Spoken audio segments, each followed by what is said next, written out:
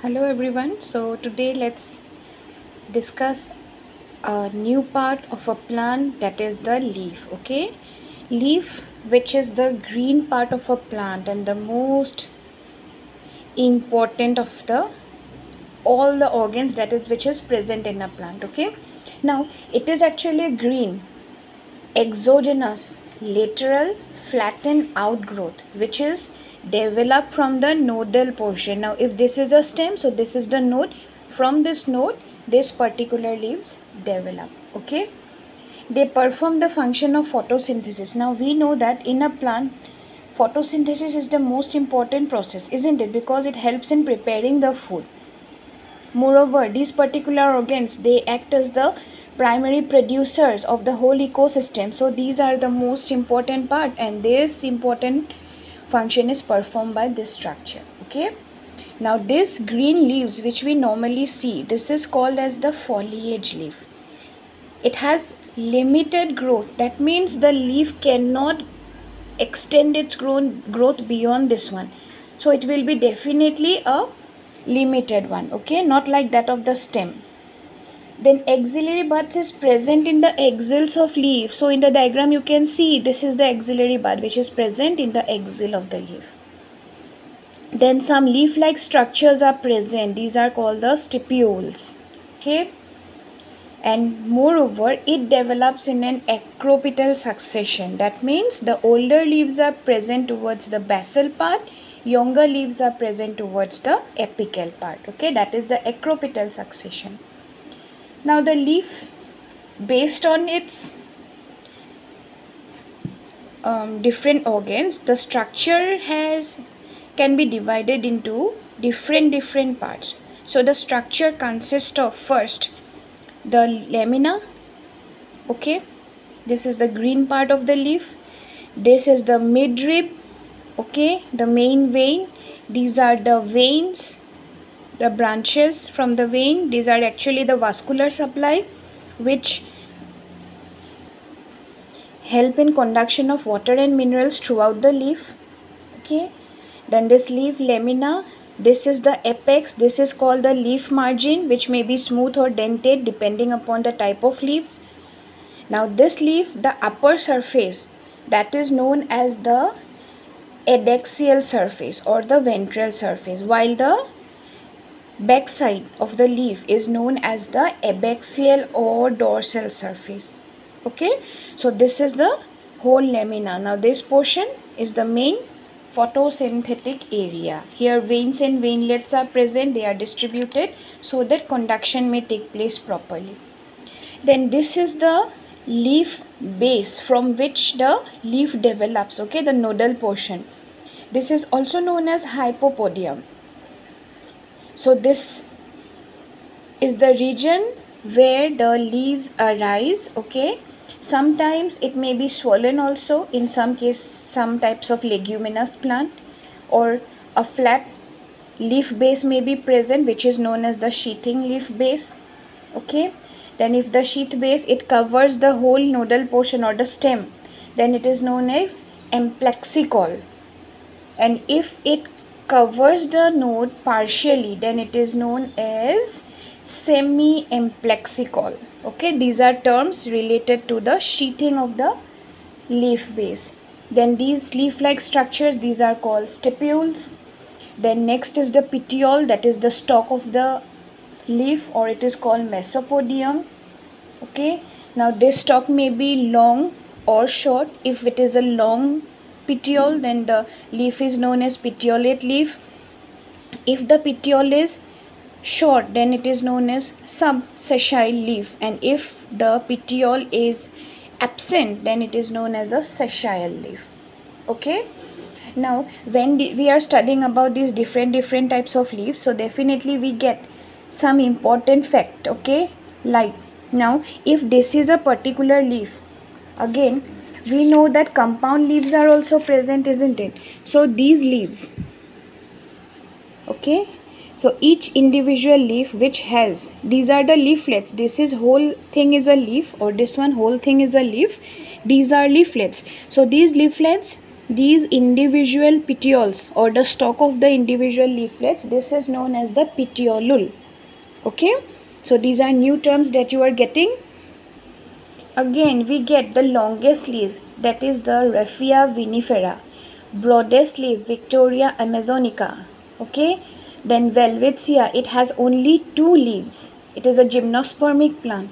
Monophylia, it has only single leaf. Okay, so these are terms related to your objective part, so you go through that.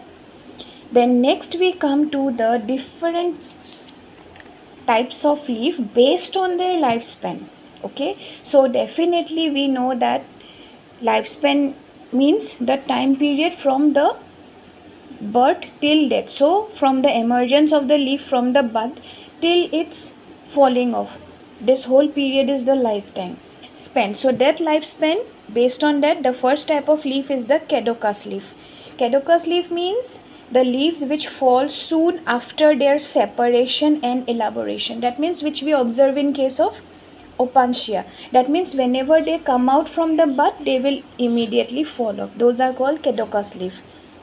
Then deciduous leaf. Deciduous leaf means the leaves, they remain over the plant throughout one growing season, and whenever unfavorable situations come, they will immediately fall off. Then persistent leaves, which are also known as the evergreen leaves, they will continue to live until almost about 1 year. Okay, that whether it is favorable or unfavorable, it doesn't matter, the leaf will live for about 1 year. Then again different types of leaves are there, like foliage leaves, which are the green flat colored leaves, already we have told, isn't it? Then cotyledons are there. Cotyledons means the reproductive leaves of the embryo. Scale leaves, the brown stalkless leaves. Bracts, leaf-like structures which are present in the axils, okay, of which the flowers are born. Bracteoles are there, which are another bract-like structures, the stalk of the flower. Then prophylls are there, the specialized first 1 or 2 leaves of a shoot. Floral leaves, the 4 floral leaves which are present in a flower, because we know that flower is a modified shoot, isn't it? So those are the floral leaves. Then sporophylls, the sporangia bearing leaves. So these are the different types of leaves that we are observing. Okay, now next we come to the another thing before we go to the venation part, the stipules. Now we have already mentioned that stipules are actually lateral outgrowths which are like the leaf, okay, and they will protect the young leaf and its axillary buds. So there may be different types of stipules, like free lateral may be there, scaly, axillary, opposite, interpetiolar, adnate, orchid, bud scales, foliaceous, stipular spines, stipular tendrils. So different types of stipules may be present. Now let us come to the next important part, that is the venation of the leaf. Venation means this particular arrangement of the midrib and the veins. Okay, so this venation, it helps to distribute the water, okay, throughout the leaf. So different leaves will have different types of venation, and basically we find 2 different types of venations, reticulate and parallel venation. Another one is there, furcate venation, which is observed in case of ferns. That means the venation will be like a dichotomous branching type. Okay, now the reticulate venation means here the veins and veinlets, they form a fine network. So as you can see, this is the midrib, these are the veins, so they are forming a proper network in the leaf. Okay, now it is again subdivided into 2 types. One is called the unicostate or pinnate reticulate venation. That means a single midrib is present and veins will be arising from the sides of the midrib. So this is known as unicostate or pinnate reticulate venation. Another one is multicostate or palmate venation. Okay, that means here what happened, many principal veins will be developing from the base of the apex in an arced fashion. Now as you can see, this is an arced fashion, isn't it? So this is the base, from this different veins are coming and moving towards the apical portion. So this is known as the multicostate or palmate reticulate venation. Okay, Then next is the parallel venation. So when we are talking about parallel venation, that means the veins will be running parallelly. Okay, and this is the characteristics of basically monocots, and reticulate is the characteristics of the dicots. Now here also two types: unicostate pinnate parallel venation, a single midrib and the veins are arranged parallelly. Okay, and other one is the multicostate or palmate venation, and here the veins are from the base towards the apex. Okay, so these are the different types of this is also a multicostate type. Okay, so these are the different types of parallel and reticulate venation which we observe in case of plants. So then after this we come to the types of leaves. So when we are discussing the types of leaf, so definitely we find pinnate and palmate leaves, isn't it? So pinnate leaves means the leaves which have a single midrib. Okay, a single midrib is present and an enlarged axis or rachis if the leaf is compound. Okay, in simple leaf, one midrib. If it is compound, then definitely a proper rachis with leaflets. So, and palmate leaves means where the principal vein contains a number of principal veins. That means these are the veins which are present, isn't it? Not a single one, but a lots of numbers of principal veins are present. And if it is a compound leaf, then leaflets directly borne over the tip of the petiole. Okay, without any extra thing. That means they will appear like a palm. So these are the different types of leaf. Again we next come to the simple leaf. Simple leaf means, when very simply talking about this, is the single one type of leaf which is present, that is the simple leaf. Here the lamina is either entire or it may be incised. Incised means like this, what we can call it as dentate also. Okay, then here incisions may be present. Incisions are cuts which passes from the apical portion, from the margin of the base towards the midrib. Okay, and based on these incisions, the simple leaves may be of different types. If there is no incision, then we call it as an entire pinnate. Okay, if suppose entire leaf, if it is incision is present and this incision moves up to the half of the lamina, then it is known as fid. If it is case in pinnate leaf, then pinnate fid. If it is in palmate, then palmate fid. Okay, similarly here entire pinnate, entire palmate. Okay, so this is the entire is the term for without incision, and half incision means fid. If the incision is moving more than half, okay, then it is known as partite. In pinnate, pinnate partite. In palmate, palmate partite. Okay, this is half, this is more than half. And if it runs up to the base of the midrib, as you can see here, the incision is deep enough which reaches the midrib, then it is known as the sect. Okay, in pinnate, pinnate sect. In palmate, palmate sect. So these are the different types of incisions which are observed in case of leaves. Okay, either pinnate or palmate type. So remember, if it is up to half, it is fid. If more than half, partite. And if it reaches the almost like the midrib, then it is known as the sect one. Okay, then next we come to the compound leaf. Compound leaf means here the lamina is completely divided into small leaflets. Okay, and the leaflets resembles a leaf. Here a rachis is present, and these are the petioles which will develop in each leaflet. Okay, now they are also again subdivided into pinnate compound leaf. Here the leaflets are borne on the sides of the elongated axis. Okay, that means this is the elongated axis and they are borne on the side. So this is known as the pinnately compound leaf.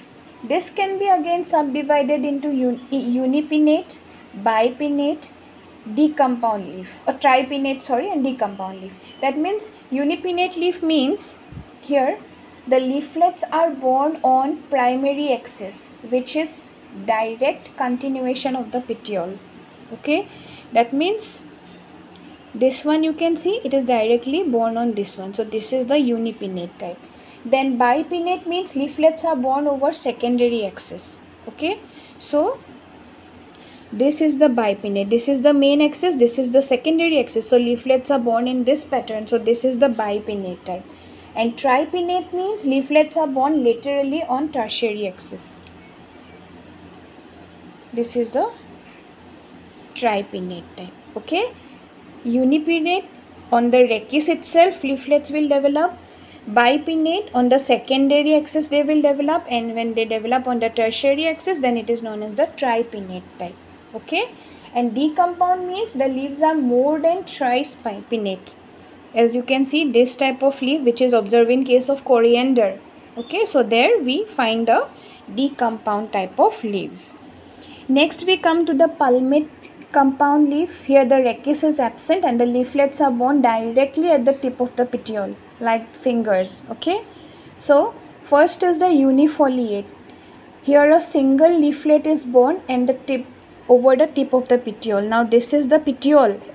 All of you are familiar with the lemon plant, isn't it? Lemon leaf. So there you can see the wing-like portion which is present at the base, that is the petiole, modification of the petiole, and this is the leaf. Then bifoliate type, where the two leaflets are borne side by side. Okay, so this is the petiole, this is the joint, here two leaflets are borne. Trifoliate, three leaflets are borne. Okay, so this is the trifoliate compound leaf. Quadrifoliate, four leaflets are borne.